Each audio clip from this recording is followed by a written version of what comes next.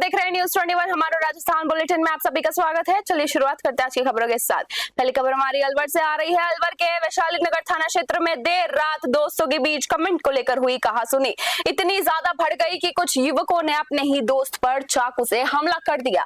Social media platform Instagram पर किया गया एक कमेंट दोस्तों के बीच खूनी संघर्ष की वजह बन गया। घटना से इलाके में हड़कंप मच गया। पुलिस ने तुरंत कार्रवाई करते हुए 2 आरोपियों को हिरासत में लिया है।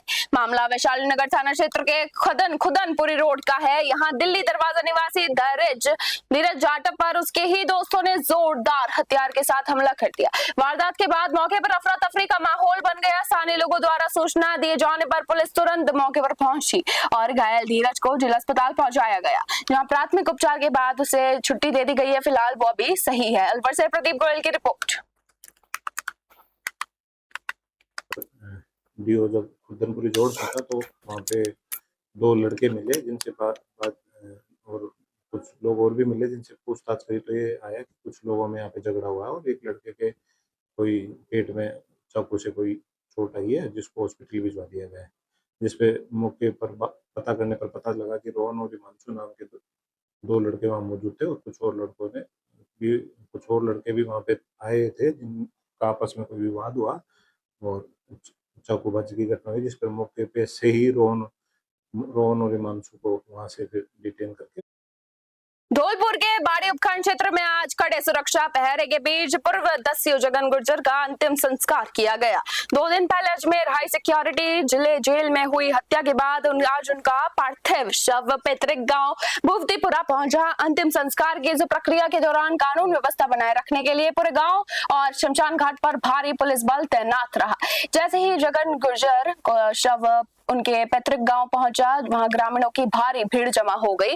अंतिम संस्कार में शामिल होने के लिए विभिन्न जिलों और जेलों में बंद जगन गुर्जर के तीनों भाइयों पान सिंह और लाल सिंह और पप्पू गुर्जर को पुलिस कस्टडी में विशेष रूप से धौलपुर लाया गया। सुरक्षा कारणों और संवेदनशीलता को देखते हुए तीनों भाइयों को सीधे शमशान घाट ले जाया गया। धौलपुर से संजय कसाना की रिपोर्ट।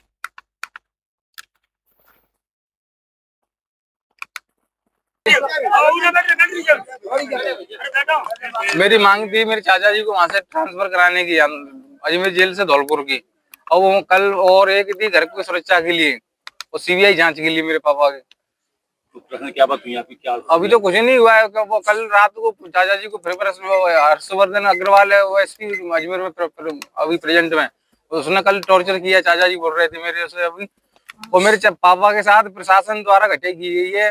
डॉक्टर द्वारा नींद की गोली दी गई है, फुल नशा किया है, उस विष्णु की सेल्स में छोड़ गए हैं, उसने गला दबाया है।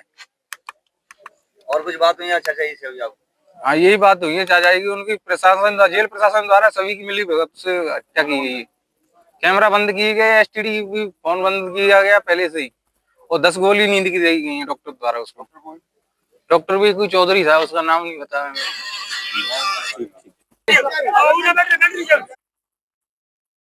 जयपुर के हरमाड़ा क्षेत्र में सीकर रोड पर टाटी आवास टोल प्लाजा से सूर्य वाटिका के मध्य एक तेज रफ्तार कार द्वारा साइड दबाने के चक्कर में एक पिकअप गाड़ी अनियंत्रित होकर डिवाइडर पर चढ़ गई और पलट गई। पिकअप के पलटते ही व्यस्त मार्ग पर अचानक अफरा तफरी मच गई। हालांकि गनीमत ये रही है कि इस हादसे में कोई हताहत नहीं हुआ और एक बड़ा हादसा होते होते टल गया। व्यस्त हाईवे पर पिकअप पलटने के कारण कुछ ही देर में वाहनों की रफ्तार थम गई और जाम की स्थिति बन गई। सूचना मिलते ही स्थानीय पुलिस और हाईवे पेट्रोलिंग की टीम मौके पर पहुंची। हरमाड़ा से राहुल जोशी की खास रिपोर्ट। डीएसपी कामलेश शरण गोपीनाथ के निर्देशन में जिले भर में चलाए जा रहे ऑपरेशन एंटीवायरस के तहत जुरहरा थाना पुलिस को एक बड़ी सफलता हाथ लगी है। पुलिस ने मुस्तैदी दिखाते हुए इलाके से 6 शातिर साइबर ठगों को गिरफ्तार किया है।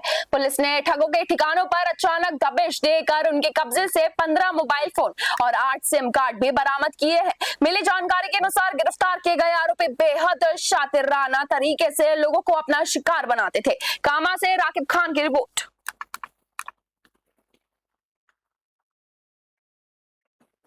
डॉक्टर्स डे के विशेष अवसर पर global health and welfare society की ओर से निर्माण नगर स्थित फिट योग संस्थान में एक विशाल निशुल्क चिकित्सा शिविर का आयोजन किया गया। इस शिविर में बड़ी संख्या में स्थानीय निवासियों और आमजन ने पहुंचकर अपना स्वास्थ्य परीक्षण कराया और विशेषज्ञ चिकित्सकों से उचित परामर्श प्राप्त किया। शिविर में मुख्य अतिथि के रूप में सुप्रसिद्ध योगाचार्य ढाका राम सापकोटा और विशिष्ट अतिथि के रूप में अरविंद सिंह उपस्थित रहे। सोसाइटी के अध्यक्ष डॉक्टर मुकेश गुप्ता ने शिविर के उद्देश्य पर प्रकाश डाला।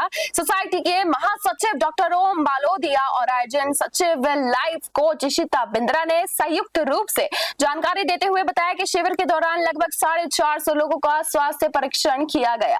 शिविर में महत्वपूर्ण जांचें पूरी तरह निःशुल्क की गई। इस मानव सेवा शिविर में डॉक्टर श्वेता टिकीवाल, डॉक्टर विकास मित्तल, डॉक्टर स्वाति जैन सहित 2 दर्जन से अधिक वरिष्ठ चिकित्सकों ने अपनी निस्वार्थ सेवाएं प्रदान की। जयपुर से मुस्तकिम कुरैशी की खास रिपोर्ट।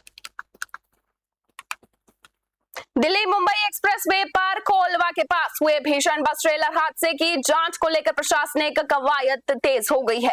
दौसा जिला कलेक्टर डॉक्टर सौम्या झा के निर्देश पर गठित विशेष जांच दल ने आज घटनास्थल का दौरा कर विस्तृत निरीक्षण किया। इस दौरान टीम ने सड़क की स्थिति, यातायात व्यवस्था, सुरक्षा मानकों और दुर्घटना के संभावित कारणों का बारीकी से परीक्षण किया। जांच दल ने न केवल भौतिक निरीक्षण ही किया बल्कि घटनास्थल से गुजरने वाले ट्रक चालकों से भी बातचीत की। हादसे की गंभीरता को देखते हुए जयपुर से आई एफएसएल की विशेष टीम ने भी मौके वारदात से महत्वपूर्ण वैज्ञानिक साक्ष्य जुटाए हैं, जिससे हादसे के तकनीकी कारणों का खुलासा हो सकेगा। दौसा से अश्वनी जहांगीर की रिपोर्ट। अंतर्राष्ट्रीय चिकित्सा दिवस के विशेष अवसर पर राजकीय सामुदायिक चिकित्सालय राजगढ़ में सेवा और मानवता का एक बेहद प्रेरणादायक उदाहरण देखने को मिला। डॉक्टर्स डे पर चिकित्सालय के डॉक्टरों ने अस्पताल परिसर सहित महिला एवं पुरुष वार्डों में जाकर भर्ती मरीजों को फल वितरित किए और उनके शीघ्र स्वस्थ होने की कामना भी की। इस सेवामय कार्यक्रम के दौरान doctor Ramesh Meena, doctor RC Yadav, doctor Shailendra Sharma, doctor Kamlesh Meena और डॉक्टर सिद्धार्थ शर्मा सहित सभी वरिष्ठ चिकित्सकों ने अब खुद एक मरीज के पास जाकर उनका हालचाल जाना। डॉक्टरों ने मरीजों को बेहतर उपचार का भरोसा दिलाने के साथ साथ बीमारी से लड़ने के लिए सकारात्मक सोच बनाए रखने का संदेश भी दिया। डॉक्टरों के इस आत्मीय और संवेदनशील व्यवहार को देखते हुए मरीज और उनके परिजन भावुक हो उठे। राजगढ़ से अखिलेश वशिष्ठ की रिपोर्ट।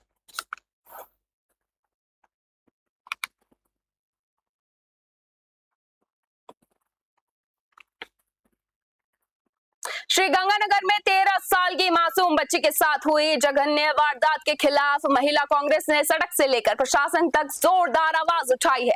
महिला कांग्रेस की जिला अध्यक्ष कमला बिश्नोई के नेतृत्व में एक प्रतिनिधि मंडल ने जिला कलेक्ट्रेट पहुंचकर प्रशासन को ज्ञापन सौंपा और कड़ी कार्रवाई की मांग की। इस विरोध प्रदर्शन का बड़ा असर देखने को मिला है, जहां प्रशासन ने तुरंत हरकत में आते हुए शहर में संचालित अवैध होटलों पर बुलडोजर चलाकर उन्हें ध्वस्त कर दिया। प्रशासन की इस त्वरित कार्रवाई को पूरे क्षेत्र और महिला समाज की एक बड़ी जीत के रूप में देखा जा रहा है। महिला कांग्रेस की इस मुहिम को लेकर क्षेत्र की महिलाओं और आमजन ने न्याय की उम्मीद जगी है। श्रीगंगानगर से साहेब राम की रिपोर्ट।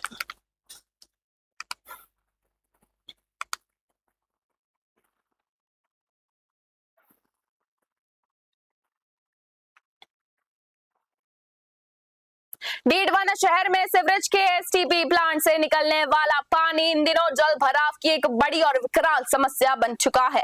मामले की गंभीरता को देखते हुए अब जिला प्रशासन इस समस्या के स्थायी समाधान की कवायद में जुट गया है। इसी सिलसिले में एसडीएम विकास मोहन भाटी ने नगर परिषद के अधिकारियों और सीवरेज विभाग के कार्मिकों के साथ प्लांट का औचक निरीक्षण किया। निरीक्षण के दौरान उन्होंने प्लांट की कार्यप्रणाली का जायजा लेते हुए सीवर पानी की आवक यानी कि इनलेट और निकासी यानी कि आउटलेट प्रणाली की विस्तृत जानकारी ली।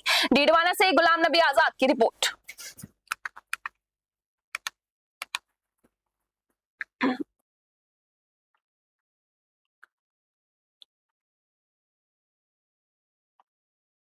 परिषद द्वारा बालिया गांव की जो नमक झील है वहाँ पानी डालने का प्रस्ताव हो रहा है, उसको लेकर आपने एसटीपी का भी निरीक्षण किया है और उस जगह का भी निरीक्षण किया जहाँ पानी डाला जाना प्रस्तावित है। क्या है पूरा प्रकरण और किस तरह की कार्रवाई की जा रही है? अभी 1-2 दिन पहले बालिया गांव से एक ज्ञापन दिया था लोगों ने, जो एसटीपी का जो पानी है और जो सीवरेज का पानी है बालिया गांव में छोड़ा जा रहा है, इसके संबंध में कलेक्टर साहब ने मुझे जांच के निर्देश दिए थे और इसी कड़ी में मैं आज एसटीपी का पूरा निरीक्षण किया है। आप लोग भी वहीं थे और उसका जो आउटलेट जो पानी फाइनल जो निकल रहा है उसका सैंपल के लिए भी हमने भेजा है। और ये जो साइट हमने देखी है इसका भी कोई अल्टरनेट कोई जगह होगी, वहाँ कोशिश करते हैं एक बार हम देख के।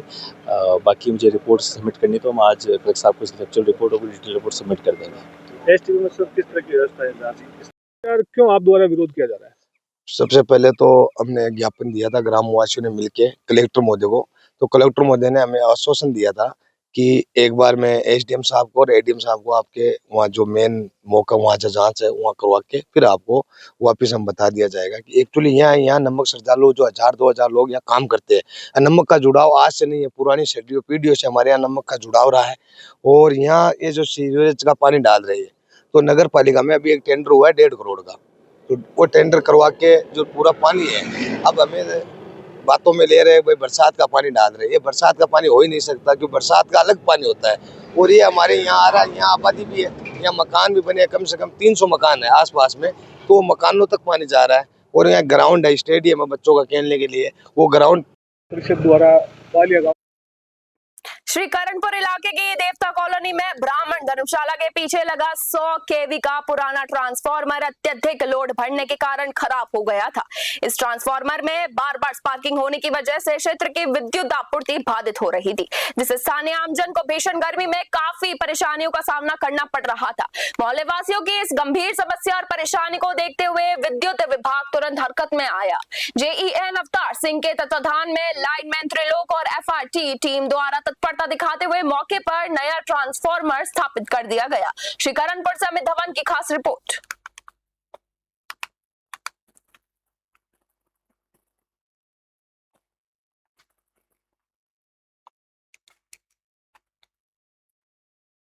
डिग जिले की कामा विधानसभा क्षेत्र की ग्राम पंचायत खेड़ी गुमानी में विकास के तमाम सरकारी दावे धरातल पर पूरी तरह खोखले साबित हो रहे हैं। यहां की ग्राम पंचायत के विकास कार्य प्रशासनिक दावों पर अब स्थानीय ग्रामीणों ने भी गंभीर सवाल उठाने शुरू कर दिए हैं।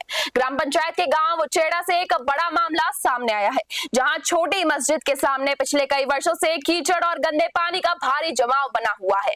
इस मुख्य रास्ते पर जल भराव के कारण राहगीरों, स्कूली बच्चों और स्थानीय नमाजियों का पैदल निकलना भी दुभर हो गया है। आक्रोशित नागरिकों ने अब जिला प्रशासन और उच्च अधिकारियों से मांग की है कि इस समस्या को गंभीरता से लेते हुए जल्द से जल्द पक्की सड़क का निर्माण करवाया जाए और गंदे पानी की निकासी के लिए नाली की सुचारू व्यवस्था कर राहत प्रदान की जाए। कामा से राकिब खान की रिपोर्ट। राज्य सरकार द्वारा संचालित ग्रामीण सेवा शिविर के तहत आज ग्राम पंचायत रसनाली में एक विशेष शिविर का आयोजन किया गया। शिविर के दौरान बांसुर उपखंड प्रशासन ने संवेदनशीलता और मानवीय दृष्टिकोण का परिचय देते हुए एक दिव्यांग दंपति रेखा एवं उनके पति रति राम को उनके घर पर ही बड़ी राहत प्रदान की। मामले के अनुसार परिजनों ने प्रशासन से दंपति की लाचारी का हवाला देते हुए मदद का अनुरोध किया था। इस पर त्वरित संज्ञान लेते हुए उपखंड अधिकारी यानी कि एसडीएम एवं संबंधित विभाग के अधिकारी बायोमेट्रिक व आवश्यक सत्यापन मशीनें लेकर स्वयं दिव्यांग दंपति के घर पहुंचे। अधिकारियों ने घर पर ही दोनों पति और पत्नी के यूडीआईडी दिव्यांग प्रमाण पत्र कार्ड के पंजीकरण की प्रक्रिया को पूरी संवेदनशीलता के साथ पूर्ण करवाया। बांसुर से सतीश शर्मा की रिपोर्ट।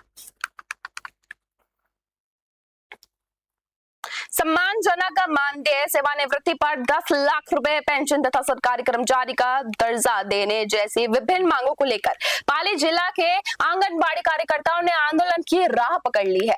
अपनी मांगों के समर्थन में कार्यकर्ताओं ने आगामी 7 जुलाई 2026 तक पूर्ण रूप से कार्य बहिष्कार करने का निर्णय लिया है। संघ की जिलाध्यक्ष सुषमा शर्मा ने इस संबंध में जानकारी देते हुए बताया कि इस आंदोलन के दौरान जिले के सभी आंगनबाड़ी केंद्रों पर पूर्ण तालाबंदी रखी जाएगी और कार्यकर्ताओं द्वारा किसी भी प्रकार के विभागीय कार्य का संपादन नहीं किया जाएगा।